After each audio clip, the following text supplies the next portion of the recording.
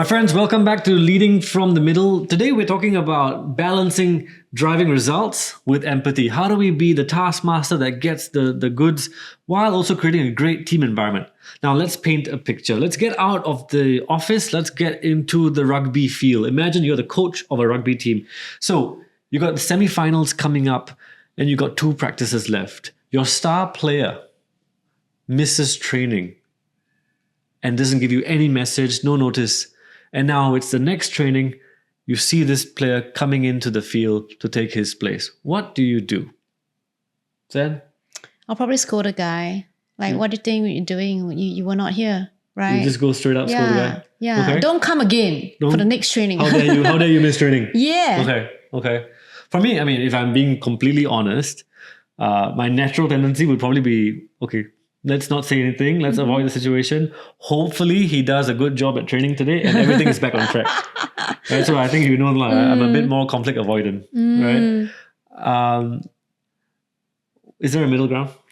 I think so. So somebody more balanced than us, our innate styles, might go up to them and say like, hey, what's going on, right? I noticed you missed the last training. Maybe even share some feedback like, hey, the team couldn't practice without you. It wasn't meaningful without you there. You know, what's going on? Can we prevent this? Right. So that in a way is balancing that empathy. Hey, you missed the last training. What happened? Are you okay? Right. That's the empathy part. But then the accountability comes in with, okay, well, I just want you to know that when you were not here, we couldn't do those drills. The training was a waste. And now we're quite nervous about the semi-final coming up. Yes. It seems very easy, but most leaders struggle with this. Yeah. We struggle with it. Like we say, we have our innate style, right? And being too relationship focused or too empathetic can result in certain level of complacency. Okay. Right. You know, too kumbaya, they say it, right? So let's unpack that, right? So listeners, you heard the scenario. You heard Zen's more confrontive response and my more avoidant response. What's your natural swing, right? Did you take the approach of Zen where you went assertive and you called them out straight away? If that's your approach, then what do you think the implication of taking that style consistently would be? I think if I was leading a large team or even a small team, if I consistently challenge them that way, a little bit more confrontational, they could all be quite fearful of me, right? Stress, stress. anxiety. And a natural result of that is if shit hits the fan, I feel like they will be less likely to come to me and they will be less likely to be vocal about their ideas. Okay. They will probably think that Zen's going to say no, right?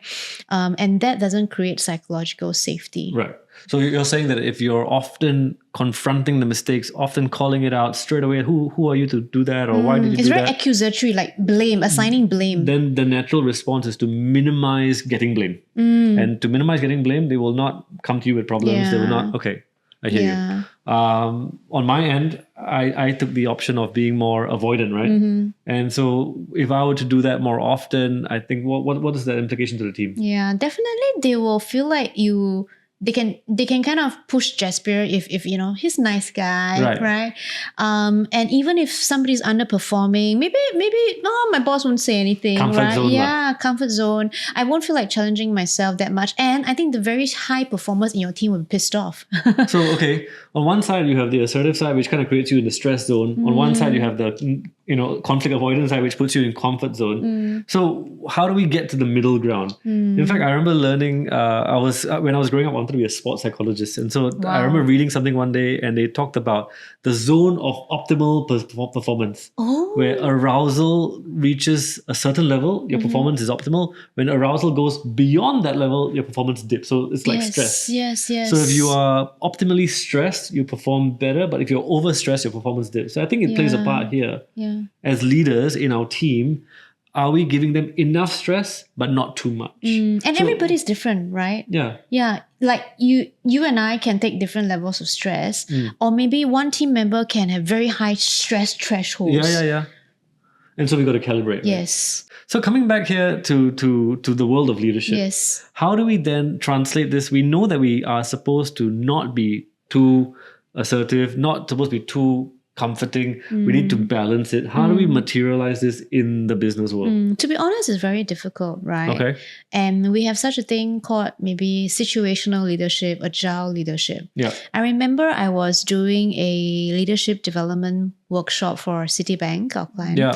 And we were discussing, like, one leader actually stood up to ask the question, like, hey, I'm a nice guy. Yeah. My branding is like everybody thinks I'm a nice guy. Yeah. Right? And some people even think I'm a pushover. Okay. And I find it very difficult to challenge other people. It's not my natural, and I get stressed out by that. Must I really do that? Can't I just be a nice guy? Right? Isn't there a place for me where I can just be nice and get my work done? And my coaching hat comes on. And my question is, what results do you want? Yeah, what results do you want? So exactly, that's what the Citibank C-suite, he was doing a fireside chat, and he mentioned this. If you just want to stay currently where you are and you're happy, you do not want to take on larger roles, maybe in this role you can be really Mr. Nice Guy and there will be not a huge consequence. But if you're aspiring to take on larger roles, the higher level of leadership that you're at, the more complex problems are, the more complicated people and stakeholders can be. Yeah. So he said basically your role as a leader, and you should start developing that swing in the middle leadership level, right? He said, I need to wake up and sometimes I'm a nurturing father figure for my staff, right? Sometimes I'm a, pardon my language, son of a bitch for my stakeholders, you know. Okay. And this is the spectrum across we call it the repertoire of leadership skills, right? Yeah, you cannot be too relationship focused at certain times. You cannot be too challenging or too authoritative at certain times. You need to dial up and dial down accordingly. And who can teach you that? You have to kind of sense it up yourself. Across the years of being a leader, you have to use your perception. So my experience in working with leaders largely shows me that there are some who feel really uncomfortable being challenging. Yeah. Really uncomfortable giving the negative feedback, raising the bar, holding people to a higher standard. What advice do you have for them? I put on my coaching hat. Yeah. I'll ask them, what is the price they pay if they don't do that? There's always a price you pay when you don't do certain things, right? And I also tie it back to their aspirations. Do you aspire to be in a larger role? Then is this something that you need to flex on? I will also advise them to look outwards. So if you scan your organization or even organizations before, have you worked for certain leaders who are your role models? Okay. How would they handle particular situations whereby you have to use your challenge muscle but you can't?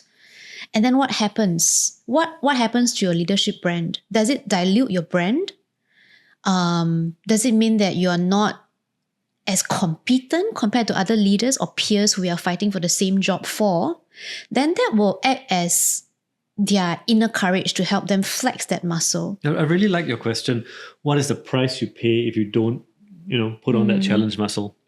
And so then my next question is, fine, I don't want to pay that price. I want to be challenging. But then if I'm a bit of a more comfort or kinder leader, what's one advice you would give me to be a bit more challenging? How can I do it without feeling so unnatural or rude or I think it's a skill set and a mindset. So first of all, the mindset piece is a lot of them are afraid that the other person is going to be angry. Or hurt or demoralized or demotivated. Yeah. I remember myself in this situation, I had to actually grade a person D. Oh, okay. And it's in the public service and nobody gets a D, right? Yeah. And I had suddenly my empathy came up. Yeah. Okay. So I was worried that this person is going to be upset with me. And one of my coaches asked me this question, right? Shouldn't he know exactly what he's good at and what he's not? And she also gave me an example of if you are truthful, this person could potentially find a new job elsewhere and flourish in your new job. So the mindset piece is, what I'm challenging them on, is it good for them? Right. Will they necessarily be annoyed with me in the long run? So question my mindset that being hard and challenging is a disservice. Actually, it could be a service to them. It could be a service to them. Right. You never know. I care, So being in contribution actually means giving them the hard Exactly. truth. Otherwise, they're going to be stuck in a place where they're not flourishing. They will not get bonuses. Yeah, Their yeah. performance will be continuously poor, Okay. right? So actually challenging them is actually a good thing. So from a mindset, please reframe. Yes. So mindset is always the first. Okay. Skill Second set? thing is skill set. What can I do how am I differently? going to say it? Yeah, I'm going to challenge this person, but how can I say it? Some people say can it I say across aggressively, like the rugby example. Right. Like, hey, what's wrong with you? Who the hell do you think you are? Yeah, who the hell do you think you are? And that's not the skill set that we want. I Right. mean, that's not the right delivery. Okay. So to challenge them, you can also say it in a tone that it's not so assertive, right? So if I were to bring back the rugby example, it's really about what do I want this person to walk away from it? Okay. Yeah. What do I want them to feel? How do I want them to feel? Right. Yeah. But of course, the context can be very different in other examples where you need to challenge. Like the way a CEO challenge, maybe he will bang the table, I don't know. Yeah. So that can be a bit different. Yeah. So if somebody were to not deliver their, let's say, deadline is January 15th, it's January 15th and they've not delivered. What I could do is to be thoughtful about, all right, I'm still a caring leader. I'm not the kind that's going to bang the table, but I would want them to feel accountable. Yes. But I want them to also feel supported, but I want them to know clear standards. So I might do something like, okay, let's just say his name is David. David, it's January the 15th. We've been working towards this deadline. You've been communicating that this will be done, and now it's not done. The implication of this down the line is that we're not going to get the budget we need. We won't be able to run that program, and those beneficiaries won't get those things that they need because we don't have the budget ready in time. What can we do differently about it, or how can we fix this? Yeah. So I mean, I guess in that way is how I would challenge. I didn't scold. Yeah. Is that okay? Is that an appropriate way? Definitely, because we talk about the feedback and there's a feedback model, right? So you basically share the situation, right, and you share the behavior, which is Right. he didn't do it. You stay in your lane as well because Right. you give the impact, which is how it impacted the team, how it impacted the project. right, And then there is hey, what do we do now? An option for them to think about it. So that is a skill set. Yeah. So for you listeners, if you're a middle manager and you find it very difficult to give challenging or constructive feedback, yeah, then the skill set is to apply the framework. right. Yeah. Use the SBI. Yeah. like, Yeah. So okay, situation, behavior, Yeah. impact. Okay, Yeah. nice. So that will help. And as you're talking, I'm also thinking about a credit and debit, right? We talk about balanced leadership. There is a lot of stories of leaders who are too results driven. There's not Right. enough care. The Right. whole team burns out. The whole team quits. There are a lot of dead bodies So you're behind. saying credit, so put credit in your bank, and then you debit it by being the aggressor. Yeah, and yeah. Explain. So, for example, my natural swing is more task oriented. I Okay. need to get results. I'm Okay. very goal oriented. And sometimes the feedback I get from my team members is they don't feel like they're cared for. Okay. Right? It could be the opposite for you. And two things I've done to flex this is I'm a little bit stingy with my praises. Okay. I think it come from an Asian family. If you dig deeper, my mom is very critical. Okay. So I'm naturally a little bit like I will see the glass half full and I might say, oh my God, this can be improved in so many ways. Glass half empty. Yeah, Okay. glass half empty. Okay. So one of the skill set that I apply when I provide feedback for the person, instead of zooming into what can be improved, right? I want to give praise first. So this is something I learned in Accenture, right? They say always start with I like, I wonder. So I would say, I like this, I wonder how we can do this to enhance, especially for people that have no credits in the bank with. That's what I would try to do to build credits in the So bank. I like this idea of building credit in the bank. So if you want to be the leader that's going to be challenging your team to perform at a higher standard, it means that you're going to give harsh feedback. It means that you're going to say, no, rework this piece of work. It means you might say, hey, come back in and do it on the weekend. Different ways to challenge your team, right? And I guess the way to make it palatable to the team and not have them stage a revolt is if you have credits in the bank. So, Exactly. Spending the time to get to know them, their families, investing in their development, taking them to lunch and meals. So these are different ways I think we can put credit in our bank, and then we can draw down on this credit when we say, okay, guys, the shit has hit the fan. I need you to step up. or raise your bar. Yeah. Okay. Definitely. Okay. Wow. Okay. So we talked about a few things, right? Credits in the bank. We talked about balancing that support and challenge muscle. We talked about really, really looking at what's getting in our own way, reframing the mindset. Any other advice you'd have for somebody who wants to balance both that need to drive results and create a great team harmony? Any other advice? If I think about myself and what keeps me in track are my role models, right? Yeah. And you asked me earlier in the podcast before we were preparing, like who is your role model when it comes to a balanced leadership?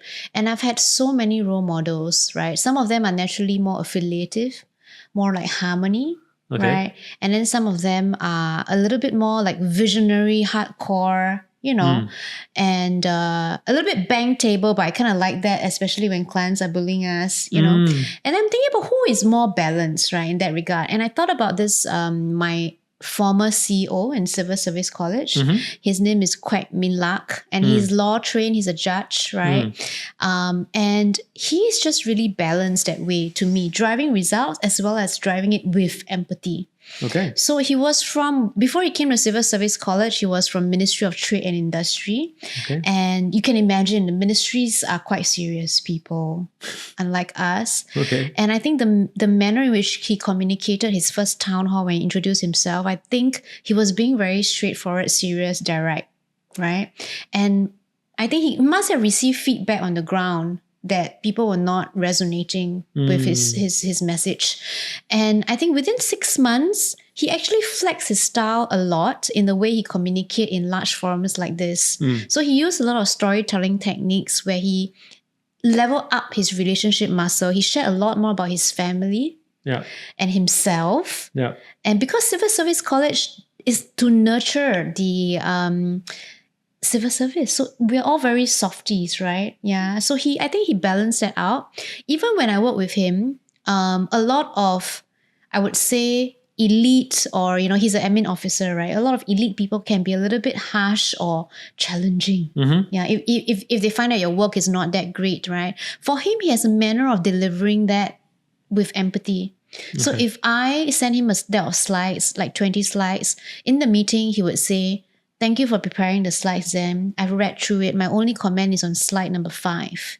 Instead of this, let's go this, because, why, So he has the directness, but the empathy comes before that. Like, thank you for the slides. He didn't need to say that. Yeah. So it is to me, that but is... also, thank you, but the message that he read every single one of them, I think that's quite encouraging that, okay, my work matters. Yes. So I think about that, and I think, how can I try to exercise that in my day-to-day leadership swing, Nice, very nice. I think this is quite helpful for me. Thank you. I will try to practice some of the credits in the bank, practice some of the mindset reframe to be a bit more assertive. Thank you, Zen. All right, my friends, that's all the time we have for today. Yeah. So if you have other leadership challenges that you're facing, drop it in the comments. We'd love to take that on as one of the next few episodes. See you in the next one. Bye-bye. Bye.